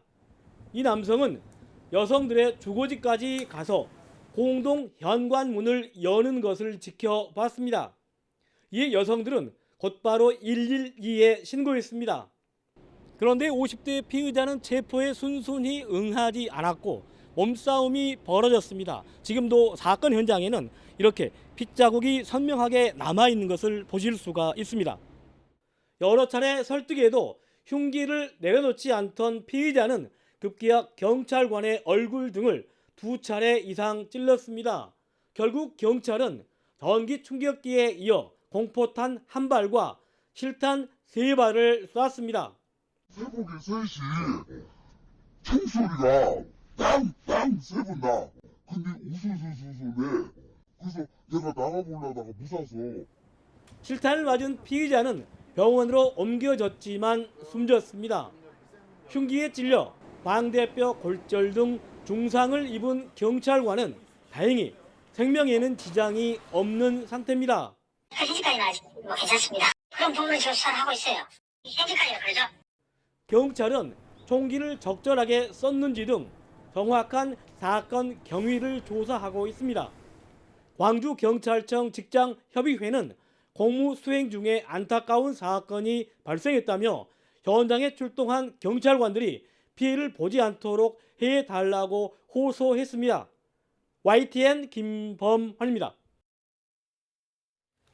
지난해 4살 남자아이를 학대해 살해한 혐의로 재판에 넘겨진 태권도 관장 최모 씨가 피해 아동이 숨진 날 이전에도 100번 가까이 추가 학대했던 것으로 확인됐습니다. YTN이 확보한 관장 최 씨에 대한 검찰의 공소장을 보면 최 씨는 지난해 5월부터 2달여에 걸쳐 피해 아동의 다리를 억지로 찢거나 엎드려 뻗쳐 자세를 시키고 막대기로 때리는 등 94차례 학대한 것으로 조사됐습니다. 최 씨는 이외에도 4살에서 14살 사이에 다른 아동 25명을 거꾸로 들어 올리거나 머리 또는 뺨을 때리고 귀를 잡고 끌고 다니는 등 30차례 학대한 것으로 공소장에 적시됐습니다. 최 씨는 지난해 7월 경기 양주시에 있는 태권도장에서 4살 아동을 매트에 거꾸로 놓고 방치해 숨지게 한 혐의로 재판에 넘겨졌습니다. 검찰은 최 씨에게 무기징역을 구형했는데 피해 아동들에 대한 추가 학대 사건이 병합되면서 재판이 계속 이어지고 있습니다. 서울 서부지방검찰청이 서부지법 폭동 사태에 가담한 혐의를 받는 사랑제일교회 특임 전도사 윤모 씨 등 7명을 재판에 넘겼습니다. 이들은 지난달 19일 서울 서부지법 폭동 당시 법원 난입을 부추긴 혐의 등을 받습니다. 그제까지 법원 폭동과 관련해 재판에 넘겨진 피의자는 70명에 달합니다. 이들에 대한 첫 재판은 다음 달 10일 열릴 예정입니다. 러시아와 우크라이나의 전쟁을 끝내기 위한 협상 시계가 숨가쁘게 돌아가고 있습니다. 우크라이나는 젤렌스키 대통령이 내일 미국에서 광물 협정을 체결한다고 공식 확인했고 정상회담을 추진 중인 미국과 러시아도 다양한 소통을 이어가고 있습니다. 런던에서 조수연 특파원이 보도합니다. 우크라이나 정부는 젤렌스키 대통령이 현지 시간 28일 워싱턴에서 트럼프 대통령과 광물 협정을 체결할 예정이라고 밝혔습니다. 앞서 트럼프 대통령이 먼저 일정을 공개한 지 하루 만에 방미 사실을 공식 확인한 겁니다.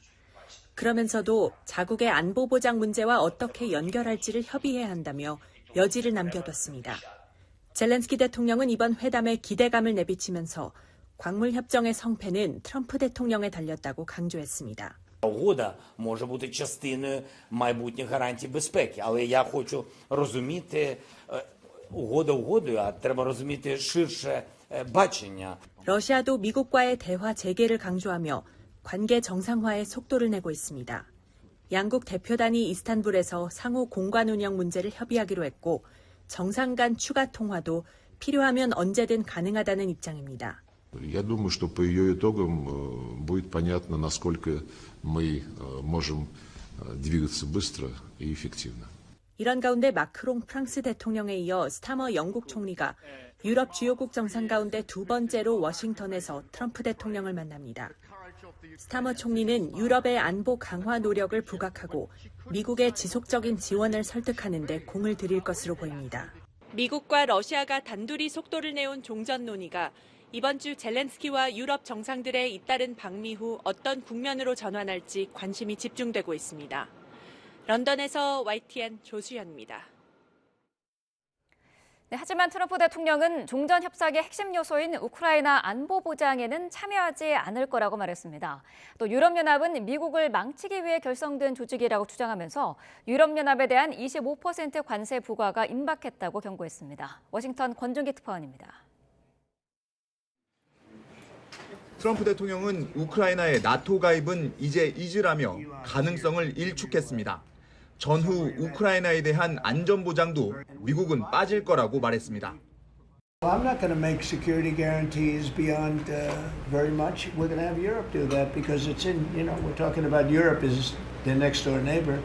유럽연합에 대한 25% 관세 부과가 매우 임박했다며 특히 자동차 수입에 큰 타격을 줄 거라고 경고했습니다.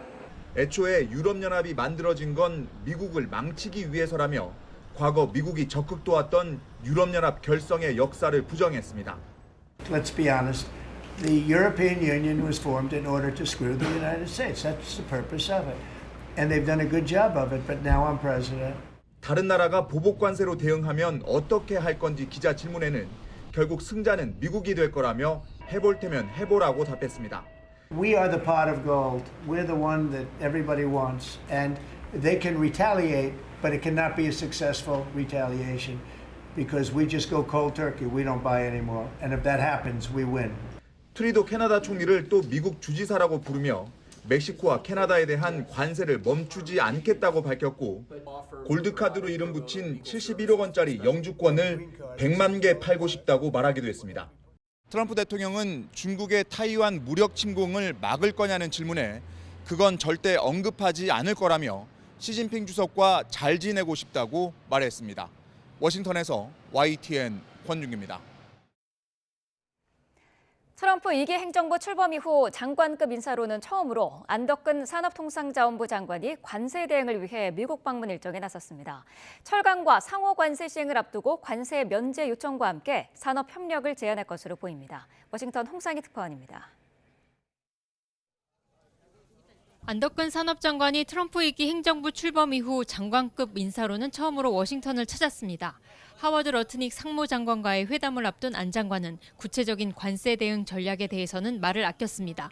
트럼프 대통령의 철강 알루미늄 25% 관세 부과와 4월 상호 관세 예고로 막중한 책임감을 느낀다고 말한 안 장관은 우리 기업 보호와 건설적 대안 마련을 여러 차례 강조했습니다. 조선, 첨단 산업, 에너지 분야와 같은 전략 산업 분야에 있어서 이 파트너십을 더 강화를 하고 하는 방안을 협의를 하고 이를 통해서 우리 기업들을 보호할 수 있는 최선의 방안을 강구하기 위해서. 러트닉 장관과의 회담에서 안 장관은 자동차와 철강업계의 대미 투자 확대와 알래스카 석유가스 개발 사업 참여 등을 거론할 것으로 예상됩니다.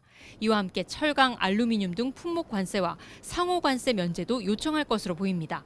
특히 트럼프 대통령이 관세뿐 아니라 규제 등 비관세 장벽을 고려해 상호 관세를 부과한다고 말한 것에 대해서는 대안을 만들 수 있을 것이라고 강조했습니다. 한미 FTA 재협상 과정에서 그런 대부분의 비관세 장벽들이 대부분 다 지금 정리가 되어 있는 상황이라 구체적인 협의를 진행을 하게 되면 여러 가지 오해를 불식을 하고 좀 건설적인 대안을 만들어 나갈 수 있을 거라고 믿고 있습니다. 같은 날 열린 특파원 간담회에서 조현동 주미대사도 조선과 에너지 분야에서의 협력으로 새로운 기회 요인을 살리기 위해 노력하고 있다고 말했습니다. 최근 NSC 내에 해양 전략과 정책을 담당하는 조직이 신설되었고 또 이달 초에 미 의회에서도 해군 함정과 해양 경비대 선박에 대해서 예외적으로 동맹국 조선소에서 건조를 허용하는 그런 법안도 일단 발의가 되었습니다. 안덕근 장관은 이번 방미를 통해 긴 호흡의 한미 산업 협력을 위한 플랫폼 구축에도 공을 들일 계획입니다. 지속적인 대화로 협력과 신뢰를 이끌어내겠다는 전략입니다.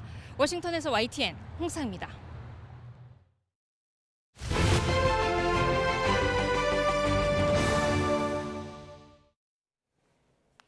최상목 대통령 권한대행이 마은혁 헌법재판관 후보자를 임명하지 않은 것이 타당한지에 대한 헌법재판소의 판단이 오늘 나옵니다. 윤석열 대통령 탄핵 심판 사건에도 영향을 줄 수 있어 어떤 결론이 나올지 주목됩니다. 현장 취재기자 연결해 자세히 알아보겠습니다. 이경국 기자. 네, 헌법재판소에 나와 있습니다. 네, 먼저 윤 대통령 탄핵 심판 관련 내용부터 살펴보겠습니다. 오늘도 재판관들의 평의가 이어질 예정이죠? 네, 맞습니다. 그제 변론을 마쳤죠. 재판부는 다음 달 중순으로 예상이 되는 선고 전까지 휴일을 제외하고 매일 평의를 진행하겠다는 방침을 세웠습니다. 그런 만큼 오늘도 철저한 보안 속에서 재판관들의 평의가 이어질 예정입니다. 회의실에 도감청 방지 장치가 설치되어 있는데 매일 점검이 이루어지고요. 또 재판관들에 대한 밀착 경호도 유지가 됩니다. 이런 가운데 변론은 끝났지만 국회와 윤 대통령 양측이 재판부에 추가 자료를 제출하며 공방을 이어갈 거란 전망이 나오고 있습니다. 실제 국회 측은 어제 재판부에 정치인 체포 등 윤 대통령의 위법한 지시가 있었다는 주장을 뒷받침하는 군 지휘관들의 진술조서를 참고자료로 제출한 것으로 파악이 됐습니다. 앞서 박근혜 전 대통령 탄핵 심판 당시에도 양측이 이 변론 종결 이후 막바지까지 재판부를 설득하기 위한 치열한 자료 제출 공방을 벌인 바가 있습니다. 네, 오늘 헌재에선 마은혁 헌법재판관 후보자 미임명과 관련한 권한쟁의 심판 사건의 결론이 나오지 않습니까? 네, 맞습니다. 헌재는 오늘 오전 10시 우원식 국회의장이 국회를 대표해서 최상목 대통령 권한대행을 상대로 낸 권한쟁의 심판의 결과를 선고합니다. 국회가 심판을 청구한 지 55일 만인데요. 앞서 최대행은 지난해 12월 이 정계선 조한창 헌법재판관은 임명했지만 마은혁 후보자에 대해서는 여야 합의가 확인되지 않았다면서 임명을 보류한 바 있습니다. 이에 우원식 의장은 최대행이 국회의 헌법재판관 선출권을 침해했다면서 권한쟁의 심판을 청구했습니다. 애초에 지난 3일에 선고가 진행될 예정이었지만 최대행 측이 이 우원식 의장의 심판 청구가 국회의 의결을 거치지 않았다고 주장을 하면서 추가 변론이 진행되기도 했습니다. 네, 이 사건에 관심이 쏠리는 이유, 바로 윤 대통령의 탄핵 심판 선고 시점과도 맞닿아 있기 때문이죠. 네, 맞습니다. 헌재가 심판 청구를 기각하거나 각하하면 헌재 재판부는 지금처럼 8인 체제가 유지가 되고요. 앞서 설명드렸던 것처럼 다음 달 중순쯤에 결론이 나오게 됩니다. 다만 헌재가 우원식 의장 청구를 인용을 하고 또 최상목 대행이 결정에 따라서 마은혁 후보자를 신임 재판관으로 임명을 하면 헌재는 9인 체제를 갖추게 됩니다. 이 경우에 기존 재판부는 새로 임명된 마은혁 재판관이 윤 대통령 탄핵 심판 평의와 표결에 참여할지를 결정해야 합니다. 만약 참여가 결정이 된다면 그간의 변론 내용을 숙지하기 위한 갱신 절차를 밟아야 하는데 이 절차에 상당한 기간이 걸릴 수 있다는 관측이 많습니다. 다만 한 번이라도 변론에 참여를 했어야 선고에 관여할 수 있다는 분석도 있어서 마은혁 후보자가 임명이 되더라도 기존 재판관 8인이 결론을 내릴 거라는 가능성도 나오고 있습니다. 지금까지 헌법재판소에서 전해드렸습니다. 윤석열 대통령 탄핵 심판이 선고만을 남겨둔 가운데 내란에 깊이 관여한 혐의로 기소된 군경 피고인들 공판 준비 절차도 오늘 잇따라 진행됩니다. 조만간 정식 공판 단계로 접어들 전망인데 이들은 일제히 혐의를 부인하고 있습니다. 취지기자 연결해 알아보겠습니다. 송재인 기자. 네, 서울중앙지방법원에 나와 있습니다. 네, 먼저 재판 속도가 가장 빠른 건 첫 번째로 기소됐던 김용현 전 국방부 장관이죠. 네, 맞습니다. 2차 준비기일을 앞둔 다른 4명과 달리 김용현 전 장관의 경우 공판 준비기일이 오늘로 3번째입니다. 가장 늦은 오후 4시로 예정돼 있는데요. 김 전 장관은 출석할 의무는 없지만 1, 2차 준비기일 때처럼 오늘도 준비 절차에 참여할 가능성이 있습니다. 앞서 김 전 장관 측은 2차 준비기일에서 검사 삼상력의 급이 낮다며 혐의를 전면 부인했습니다. 나아가 구속 취소까지 요구했지만 법원은 지난 20일 이를 기각했습니다. 김 전 장관의 경우 앞서 재판부가 오늘이 마지막 준비기일이 될 거라고 명시적으로 밝힌 만큼 가장 먼저 정식 공판이 시작될 것으로 보입니다. 다른 피고인 4명의 재판 상황도 짚어주시죠. 네, 시간 순으로 오전 11시에는 노상원 전 정보사령관, 오후 2시 조지호 경찰청장과 김봉식 전 서울청장, 오후 3시 김용군 전 대령의 2차 공판 준비기일이 열립니다. 이들의 변호인들은 지난 1차 준비기일에서 하나같이 내란 중요 임무 종사 혐의를 부인했습니다. 내란죄 자체가 성립하지 않는다고 항변하거나 비상계엄을 지원하기는커녕 오히려 실질적으로는 항명해서 계엄이 성공하는 걸 막아냈다고 주장했습니다. 앞서 재판부가 이 같은 입장을 확인한 만큼 오늘은 향후 재판 진행과 관련한 계획을 정리할 예정인데요. 앞서 검찰이 이들 사건 재판의 증인이 500명이 넘을 걸로 예상된다고 밝혔던 만큼 정식 공판 단계에서는 장기간 공방이 예상됩니다. 이 사건들이 하나로 병합될지도 관심이죠. 네, 맞습니다. 앞서 말씀드린 피고인 5명에 더해 내란 우두머리 혐의로 기소된 윤 대통령 사건까지 한 재판부에서 심리를 진행하고 있습니다. 피고인들의 공소사실과 사실관계가 겹치는 만큼 사건이 하나로 병합돼 심리될지가 관심인데요. 앞서 검찰은 피고인마다 혐의가 조금씩 달라 병행심리가 적절하다는 의견을 냈지만 조지호 청장, 김봉식 전 서울청장 등 일부 피고인들은 사건 병합을 요구한 상태입니다.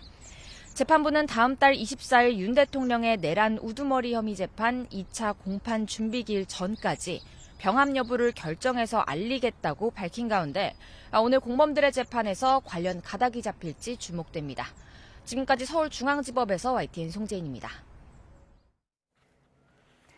국민의힘 한동훈 전 대표가 자신의 저서에서 윤 대통령으로부터 탄핵안을 계속 부결시켜달라는 요구를 전달받았다고 주장했습니다. 또 비상계엄 선포 직후에는 자신이 체포되고 죽을 수도 있으니 숨어 지내라는 조언을 받았다고도 회고했습니다. 강민경 기자가 보도합니다. 대통령의 진위는 당이 도저히 막을 수 없을 때까지 몇 번이고 탄핵을 계속 부결시켜달란 것이었다. 국민의힘 한동훈 전 대표가 비상계엄과 탄핵소추안 통과의 전후 사정을 담은 자신의 저서 국민이 먼저입니다에서 밝힌 내용입니다. 자신이 제안한 임기 단축을 윤 대통령은 수용할 의사가 없다는 뜻과 함께 일단은 계속 탄핵을 부결시켜달란 말을 들었다는 게 한 전 대표 주장입니다. 2차 표결 전날인 지난해 12월 13일에는 권성동 원내대표로부터도 비슷한 제안을 받았지만 이를 거절했다고 밝혔습니다. 한 전 대표는 또 계엄 선포 당일 명망 있는 여권 인사로부터 자신의 체포 가능성에 대한 언지를 받았다고 썼습니다. 체포되면 정말 죽을 수도 있으니 은신처를 정해서 숨고 휴대전화도 꺼놓으란 조언을 들었다는 겁니다. 비상계엄 해제 뒤 당 중진 의원들과 윤 대통령을 만나 나눈 대화 일부도 공개했습니다. 윤 대통령이 먼저 국회를 해산할 수도 있었는데 하지 않았다고 주장했다는 게 한 전 대표 저서 내용인데 한 전 대표가 탄핵 찬성의 정당성을 강조하려는 의도란 해석이 나왔습니다. 한 전 대표는 윤 대통령과의 오랜 인연을 거론하며 당시 탄핵 찬성은 굉장히 고통스러운 결정이었다고 털어놓기도 했습니다. 하지만 국민의힘은 계엄을 옹호한 당이 아닌 계엄을 막은 당으로 남았어야 한다며 자신의 선택은 보수 진영을 지키기 위해서였다고 강조했습니다. YTN 강민경입니다. 국민의힘 한동훈 전 대표와 민주당 이재명 대표가 계획 표현을 놓고 때 아닌 설전을 벌였습니다. 이 대표도 계엄을 선포할 수 있다는 한 전 대표 책 내용이 발단이 됐습니다. 김다연 기자입니다. 개를 먼저 언급한 건 민주당 이재명 대표였습니다. 이 대표는 유죄 판결을 막기 위해서라면 계엄을 포함해 뭐든 할 거라는 한동훈 전 대표의 책 속 문구가 방아쇠가 됐습니다. 부처 눈에는 부처가 보이는 것이고 개 눈에는 뭐만 보인다고 합니다. 한 전 대표는 곧바로 SNS를 통해 기꺼이 국민을 지키는 개가 되겠다며 재판이나 잘 받으라고 응수했습니다. 한 전 대표 책에 이 대표가 등장하는 부분은 국민의힘이 윤 대통령 퇴진을 요구했어야만 하는 이유를 설명하는 대목입니다. 당시 윤 대통령의 계엄을 단죄하지 않으면 나중에 이 대표의 계엄을 막을 명분이 없다고 판단했다는 겁니다. 한 전 대표는 또 굳이 계엄까지 안 가도 이 대표는 민주당 주도로 본인의 죄를 없애기 위한 법 개정을 추진할 거라고도 주장했습니다. 대통령이 된 이 대표가 본인에게 유리해진 법안에 거부권을 행사하겠느냐며 카톡 계엄 같은 위험한 일들이 벌어질 거라고도 전망했습니다. 계엄만 없었어도 이 대표 사법 리스크는 순리대로 마지막 결말을 향해 달려갔을 거라며 누가 진짜 보수의 정치를 배신한 거냐고 반문하기도 했습니다. 자신을 향한 배신자 프레임을 반박한 건데 권력자가 잘못된 길을 갈 때 바른 길로 이끌지 않고 기분을 맞추는 게 국민을 배신하는 거라며 대통령과 측근, 친윤계를 싸잡아 비판했습니다. 말을 하기보단 들었으면 좋았을 거란 성찰과 자신도 대통령과의 사적인 연으로 괴로움이 컸다는 소회도 남겼는데 곱지 않은 당 안팎 시선을 의식한 거로 보입니다. 한동훈 전 대표는 이재명 대표가 대통령이 되는 걸 막는 게 앞으로 본인이 해야 할 일 중 하나라고 말했습니다. 조기 대선이 열린다면 이 대표의 대항마는 자신이라는 점을 부각하려는 의도로 풀이되는데 두텁지 않은 당내 기반부터 다시 다져야 하는 것 아니냐는 비판의 목소리도 적잖습니다. YTN 김다연입니다. 홍준표 대구시장은 윤석열 대통령 탄핵 정국 등 이 사태까지 오게 된 게 한동훈 전 대표 책임이라고 비판했습니다. 홍 시장은 MBC 100분 토론에서 여당 대표가 됐으면 대통령과 어떤 식으로든 협력해서 힘을 모아 갔어야 했다며 사사건건 충돌하고 어깃장을 놓는데 어떻게 대통령이 전국 운영을 할 수 있었겠느냐고 말했습니다. 이어 한 전 대표도 이 같은 전국 혼란이 온 책임을 똑같이 져야 하고 윤 대통령이 만들어준 인형이라고 주장한 뒤 여당의 총선 참패 책임도 한 전 대표에게 돌렸습니다. 김건희 여사가 조선일보 폐간에 목숨을 걸었다고 말한 육성 녹음이 공개됐습니다. 더불어민주당 명태균 게이트 진상조사단은 국회 기자회견에서 주진우 시사인 편집위원이 지난해 11월 명태균 씨가 구속된 뒤 녹음된 거라며 공개한 김 여사의 육성을 재생했습니다. 녹음에 들어보면 김 여사는 조중동이야말로 우리나라를 망치는 이들이라며 자기들 말 듣게끔 하고 뒤로 다 기업들하고 거래하고 얼마나 못된 이들인 줄 아느냐며 자신은 조선일보 폐간에 목숨을 걸었다고 덧붙였습니다. 민주당 전용기 의원은 도대체 김 여사의 정치 개입이 어디까지 뻗쳐 있는 거냐며 만약 윤 대통령 직무가 정지되지 않았고 김 여사가 남편 지위에 편승해 계속 이런 마술을 뻗쳤다면 나라가 어떻게 됐을지 아찔하다고 비판했습니다. 마은혁 헌법재판관 후보자부터 윤석열 대통령, 이재명 민주당 대표까지 향후 한 달간 주요 사법 판단이 줄줄이 예정돼 있습니다. 이고은 변호사와 관련한 쟁점 짚어보겠습니다. 어서 오십시오. 안녕하세요. 네, 자 일단 오늘은 국회 권한쟁의 심판 선고가 나오고요. 이를 포함해서 향후 한 달 내에 있을 주요 사법 판단 정리 좀 해주실까요? 네, 말씀 주신 대로 우선은 이 마은혁 재판관에 대해서 이 최상목 권한대행이 미임명한 부분이 과연 이 권한을 국회의 권한을 침해한 것인가에 대한 판단이 먼저 나올 예정입니다. 2월 27일에 이제 권한쟁의 심판에 대한 선고, 오늘 선고가 있는 것인데요. 이 선고 대단히 중요합니다. 그 이유는 아마 3월 중순 정도로 우리가 예상되고 있는 윤석열 대통령에 대한 탄핵 심판에 있어서 만약에 오늘 이 마은혁 재판관을 임명해야 된다라는 취지의 헌재의 판단이 나올 경우에 윤석열 대통령의 탄핵 심판에도 구인 재판관 체제가 이루어질 가능성이 있고요.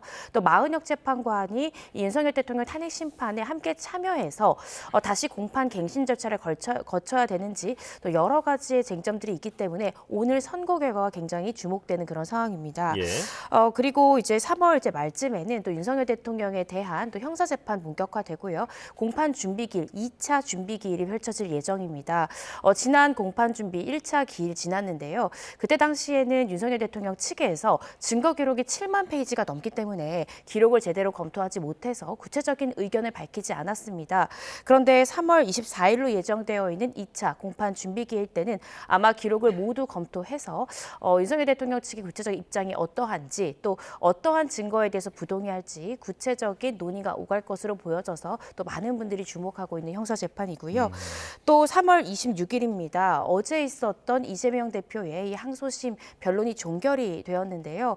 그리고 이 2심에 대한 판결 선고 기일을 2심 재판부는 3월 26일에 이재명 대표의 이 공직선거법 위반에 대한 선고를 하겠다라고 밝힌 만큼 2월부터 3월 말까지 굉장히 중요한 정치적인 재판들이 쭉 이어져 있다라고 이해해 볼 수 있을 것 같습니다. 예, 자 마은혁 헌법재판관 후보자가 만약 임명된다면 네.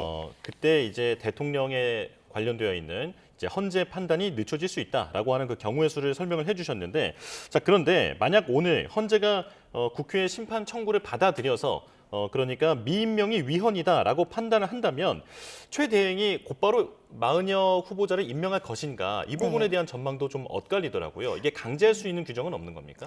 임명을 해야 됩니다. 그 취지대로 사실은 임명을 해야 된다라는 것이 헌법재판소 법에 규정이 되어 있는데요. 예. 그런데 그 취지대로 이행을 해야 된다라는 부분을 과연 이 최상목 권한대행이 그대로 이행할 것인가를 두고 또 많은 논란들이 현재 있습니다. 근데 오늘 일단은 선고 결과를 지켜봐야 될 것 같고요. 만약에 오늘 이 마은혁 재판관에 대해서 미임명한 것이 부작위가 맞고 또 지금 여러 가지 이제 쟁점들이 나왔었는데 그 중에 한 가지가 우원식 국회의장이 청구한 것이 과연 청구 적격이 있는가, 즉 이 국회가 국회 본회의 의결을 거쳐서 이 국회의장이 권한쟁의 심판을 했었어야 되는데 최상목 권한대행 측에서 주장했던 부분은 우원식 국회의장이 국회 본회의 의결 없이 지금 이 청구한 권한쟁의 청구기 때문에 아예 각하되어야 된다라는 주장도 했거든요. 예. 이 부분도 오늘 판단에서 굉장히 또 중요한 쟁점이 될 것 같은데요. 만약에 재판부에서 이런 부분들이 문제가 없고 이 마은혁 재판관에 대해서 빠르게 임명을 하는 것이 맞다라는 취지의 결정이 내려올 경우에는 아마 제가 조심스럽게 예측하기로는 제 생각에는 최상목 권한대행은 이 마 재판관에 대해서 임명을 좀 서두르지 않을까. 그 이유는 이번에도 또 마은혁 재판관에 대해서 미임명할 경우에는 또 정당한 이유 없이 그 직무를 유기했다, 또 직무 수행을 거부했다라고 보여질 가능성도 있기 때문에 아마 이번만큼은 서둘러서 임명하지 않을까 조심스럽게 추측을 해봅니다. 예. 자, 이제 윤석열 대통령 탄핵 사건으로 넘어가겠습니다. 지금 이제 평의가 시작이 되는데요. 네. 재판관 8명만 참석한 비공개 회의가 도감청 방지 장치가 설치된 곳에서 계속 이루어진다고 하는데 이 평의 과정을 좀 설명해 주실까요? 네, 이제 헌재 시간입니다. 헌재 재판관들이 이제 윤석열 대통령의 탄핵 심판에 대해서 파면 결정이 상당한지 아니면 기각하는 것이 좋을지에 대한 구체적인 의견을 이제 공유하는데요. 주심 재판관부터 이 5가지 쟁점에 대해서 본인의 의견을 밝힙니다. 그리고 후임 재판관들도 각 쟁점에 따라서 의견을 밝히게 되고요. 마지막으로 이 문영배 이 헌재 소장 권한 대행이 자신의 의견을 밝히는 순으로 평의가 진행이 됩니다. 현재 헌법재판소에서는 매일같이 평의를 하겠다. 주말을 제외하고는 매일같이 평의를 해서 우리가 이 쟁점에 대해서 치열하게 이야기를 해보겠다라고 밝혔고요. 평의가 마무리가 되면 이제 표결 절차에 돌입하게 됩니다. 찬성하는 측과 반대하는 측에 대한 표결, 이 평결 절차를 거치게 되면 이 평결의 결과에 따라서 이 결정문을 작성하는 순서로 돌입하게 되는데요. 결정문이 작성되게 되면 이제 선고기일을 아마 지정하는 수순으로 나아갈 것 같고요. 보통 선고기일 같은 경우에 선례를 보면 선고일을 기준으로 한 2, 3일 전쯤에 선고기일을 지정하는 것이 통상이었습니다. 그래서 지금 많은 분들이 3월 중순쯤에 선고가 나오지 않을까 조심스럽게 추측을 하고 있기 때문에 아마 선고기일 지정도 그 무렵 즈음에 나오지 않을까 싶습니다. 예, 3월 중순 전망을 말씀해 주셨는데 그런데 이게 평의가 얼마나 빨리 진행되느냐에 걸려 있는 거잖아요. 네. 그래서 헌법재판관들의 의견이 전원 일치로 모일 때까지 평의를 계속할 수도 있다라고 하는 전망도 있던데 이건 어떻게 보십니까? 만장일치 평결을 위해서 일정 부분 노력을 할 수는 있을 것 같습니다. 그렇지만 만장일치라는 결론을 위해서 정말 끝장 토론, 그러니까 어떤 시간의 제한 없는 이 평의를 거칠 가능성은 없다고 생각이 들고요. 어느 정도 의견을 모으고자 노력할 가능성은 있지만 헌재 재판관들 한 분 한 분이 다 독립된 헌법기관이기 때문에 누군가의 의견에 강요되어서 만장일치 결론을 위해서 의견을 꺾을 필요는 없다고 생각이 듭니다. 그래서 의견을 모으려고 노력할 가능성은 있지만 반드시 만장일치 평결을 해야 될 의무는 없기 때문에 이를 위해서 이 평의와 이 평결의 절차를 무제한으로 시간을 늘린다. 저는 그렇게까지 생각하지는 않습니다. 아, 예. 네. 만약에 그렇다면 각자 의견이 나와 있는 상태에서 결정이 된다면 그 결정문에는 모든 재판관들의 의견이 다 담기게 되는 거죠? 네, 그렇습니다. 만약에 만장일치 평결이 나온다라고 하면 재판관 전원의 일치된 견해로 어떤 결정이 내려진다라는 것을 선고기일 때 다 밝힐 것이고요. 만약 소수 의견이 나온다라고 하면 그 소수 의견의 취지 이런 것들이 이제 결정문에 담기게 됩니다. 예. 자, 그리고 중앙지법에서 지금 윤 대통령의 구속 취소 이 부분에 대한 결정도 지금 심사 중인 것으로 알려졌는데 윤 대통령 측은 공수처의 영장 쇼핑 이 의혹을 지적을 하면서 지금 구속은 부당하다라고 주장을 하고 있는 상황이잖아요. 자, 재판부가 구속 취소 결정에 이 공수처의 영장 쇼핑 의혹 이 부분을 얼마나 고려를 할까요? 사실 윤석열 대통령 측에서는 윤석열 대통령에 대해서 이 중앙지법에 다수의 영장을 청구했다 기각이 돼서 서부지법으로 영장을 청구한 것이다라고 주장을 했는데요. 이에 대해서 공수처는 사실이 아니라고 했습니다. 그러면서 윤석열 대통령만에 대한 이 단독 영장 청구를 중앙지법에 한 사실이 없고 윤 대통령이 아니라 다른 공범에 대한 영장 청구를 해서 기각된 바는 있지만 이 부분은 중복된 수사기관들이 다수 영장을 청구하면서 이 중앙지법에서는 이렇게 다수의 이 수사기관에서 하는 것은 적정하지 않기 때문에 수사기관 내부에서 어느 정도의 교통정리가 필요하다라는 취지의 기각이었다라는 점을 공수처는 분명히 했거든요. 예. 따라서 이 부분에 대한 주장은 이 윤 대통령 측에서 할 수는 있지만 이 부분을 재판부가 심도 있게 바라볼 것인가 저는 그렇지 않을 가능성이 더 높다라고 생각이 들고요. 그보다는 지금 구속 취소 결정에 앞서서 저는 이 탄핵 심판의 결정이 굉장히 중요하다고 생각이 듭니다. 예. 만약에 윤 대통령에 대해서 파면이 아닌 기각 결정이 나온다라고 하면 이 형사재판을 담당하고 있는 이 재판부에서는 기각이 됐다라는 말은 대통령 측에 바로 복귀를 해야 되지 않습니까? 그런데 구속된 상태에서 복귀는 불가능하기 때문에 구속 취소의 가능성이 굉장히 높아질 수 있다는 생각이 듭니다. 예. 그래서 파면 결정이 나오는지 기각 결정이 나오는지 이 부분이 또 구속 취소의 결론에 어느 정도 영향을 미칠 가능성이 높지 않을까 개인적으로 추측하고 있습니다. 예. 근데 만약에 기각이 돼서 윤석열 대통령이 현직 대통령으로 복귀를 하게 된다면 이제 말씀해주신 그런 시나리오가 가능한데 이게 구속 취소가 아니라 보석이라든지 다른 그런 절차를 이용할 수도 있는 겁니까? 보석 같은 경우에는 필요적 보석 제외 사유가 있습니다. 예. 보석이 완전 불가능한 경우가 있는데 그중에 첫 번째 항목이 사형 무기징역 또는 장기 10년 이상의 죄, 그러니까 굉장히 중대한 범죄죠. 이런 죄를 범한 경우에는 보석을 할 수 없습니다. 그런데 윤 대통령이 현재 형사재판을 받고 있는 혐의 자체가 이 내란의 우두머리 혐의이기 때문에 사형 또는 무기징역밖에 형량이 없습니다. 따라서 필요적 보석 제외 사유에 해당이 되기 때문에 아마 윤석열 대통령도 이 구속 취소를 청구를 했을 경우에 인용 가능성이 현실적으로 낮다는 걸 알지만 보석을 신청해도 이 제외 사유에 해당이 되어서 실익이 없다라는 것까지 고려해서 구속 청구를 결심한 것이 아닌가 싶거든요. 그래서 다른 대체 수단이 있긴 하지만 보석을 신청하더라도 필요적 제외 사유에 해당이 되어서 실익은 없을 것이다라고 전망하고 있습니다. 탄핵 심판이 구속 취소 결정에도 영향을 줄 것으로 보인다. 자, 이제 민주당 이재명 대표 얘기로 넘어가겠습니다. 재판부가 2심 선고 날을 한 달 뒤로 잡았는데요. 자, 어제 5, 6차 공판기일에서 재판부가 지난 1심과 달리 판단할 부분이 나왔다라고 볼 수 있을까요? 사실 어제는 거의 변론을 종결하는, 정리하는 기일이었고요. 어제 출석했던, 특히 어제 오전에 출석했던 증인들도 이 재판의 유무죄에 대한 판단보다는 양형을 가중할 것인가, 감경할 것인가 이 부분에 대한 판단에 영향을 미치는 참고적인 증인에 불과했습니다.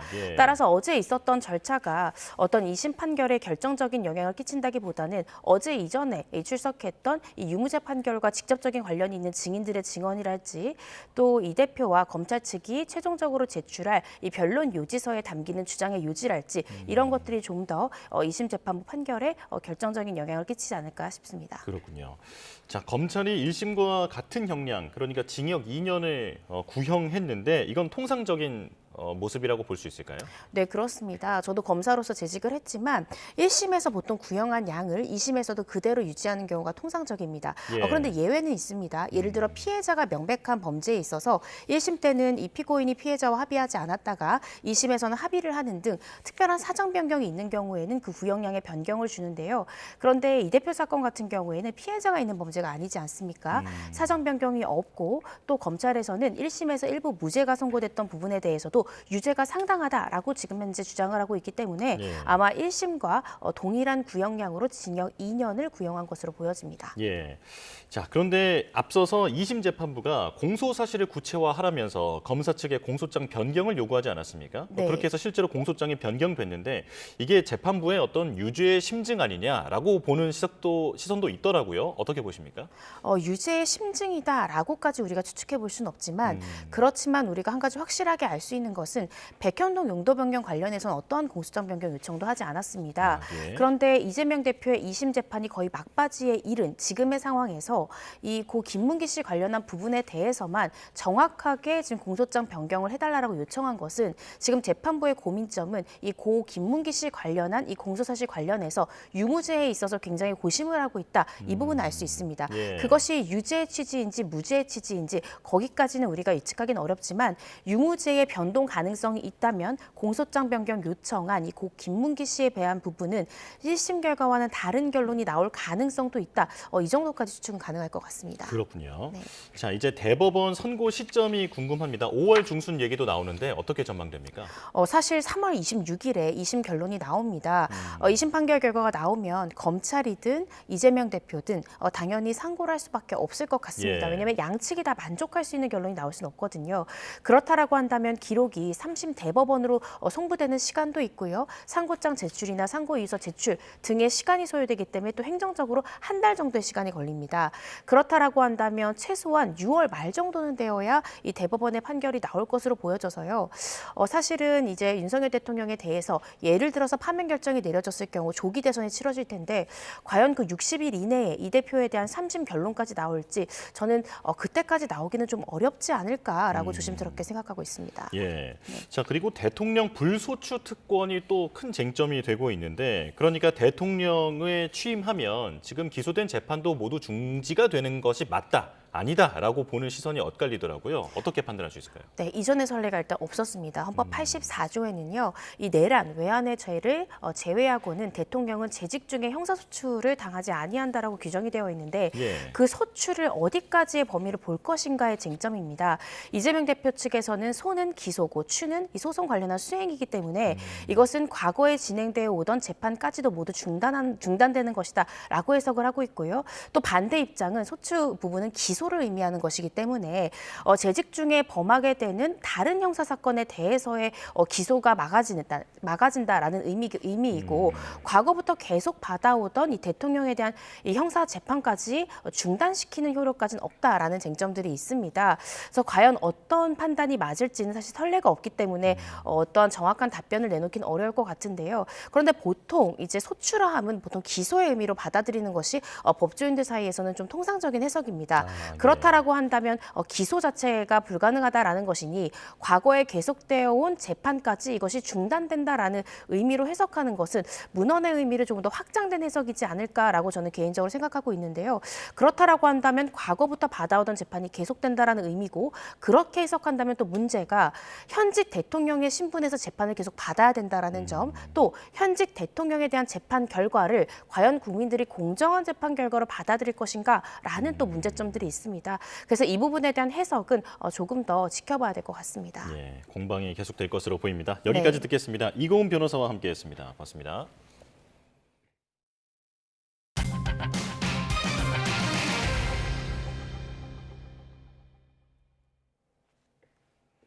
이틀 전 경기 안성시 고속도로 공사 현장에서 교량이 붕괴하며 4명이 숨졌습니다. 내일 관계당국의 합동감식을 앞두고 경찰도 본격적으로 업체 관계자를 조사하는 등 원인 규명에 속도를 내고 있는데요. 현장에 취재기자 나가 있습니다. 배민혁 기자.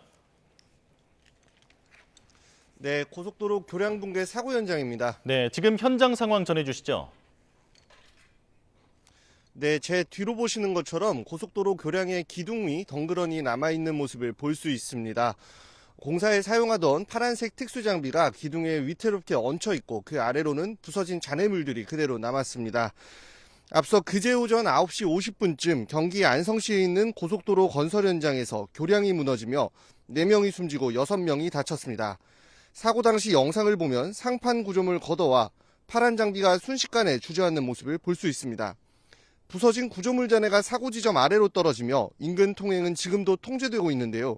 인근 주민들은 통행 불편을 호소하는 동시에 일부 남아있는 구조물로 인한 2차 사고가 발생할 수 있다고 우려합니다. 다만 관계당국은 어느 정도 사고 원인을 조사할 때까지 현장을 보존한다는 방침인데요.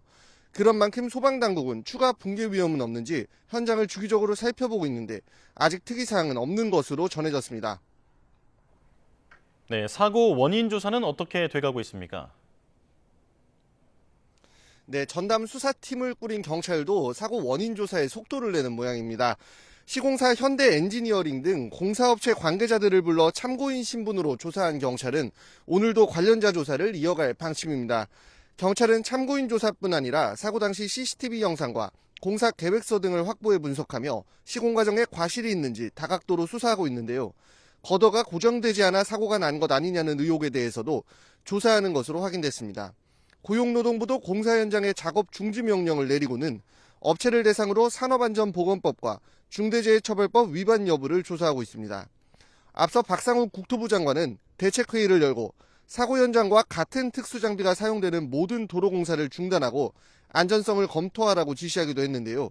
내일 오전 10시 반에는 경찰과 국가수, 산업안전공단 등 5개 기관이 참여한 가운데 사고 원인 규명을 위한 합동감식이 벌어질 예정입니다. 지금까지 고속도로 교량 붕괴 사고 현장에서 YTN 배민혁입니다. 직장 월급 외에 이자와 배당, 임대소득 등 2천만 원 넘는 부수입을 올리는 건강보험 직장 가입자가 80만 명을 넘은 것으로 나타났습니다. 국회 보건복지위원회 소속 조국혁신당 김선민 의원이 건강보험공단에서 받은 자료를 보면 지난해 월급을 빼고 배당이나 임대소득 등으로 연간 2천만 원 넘게 번 고소득 직장인은 80만 4천여 명이었습니다. 올해 상반기 대기업 신규 채용 시장이 지난해보다 어두울 것이라는 조사 결과가 나왔습니다. 한국경제인협회가 지난 4일부터 13일까지 리서치앤리서치에 의뢰해 매출액 500대 기업을 조사한 결과 응답 기업의 61%가 올해 신규 채용 계획이 없거나 미정인 것으로 나타났습니다. 지난해 상반기 조사 때보다 6.6%포인트 오른 수준입니다. 정부가 해외 여행객이 면세로 구매할 수 있는 주류의 병수 제한을 폐지하기로 했습니다. 기획재정부는 세제 개편 후속 시행규칙 개정안을 통해 기존에는 주류 구매 시 미화 400달러 이하 범위 내에서 최대 2병 2리터까지만 허용됐으나 앞으로는 2리터 용량과 400달러 기준만 유지된다고 밝혔습니다. 이에 따라 750ml 양주 2병을 사고 이에 더해 500ml 주류 1병을 더 사도 면세 범위에 포함됩니다.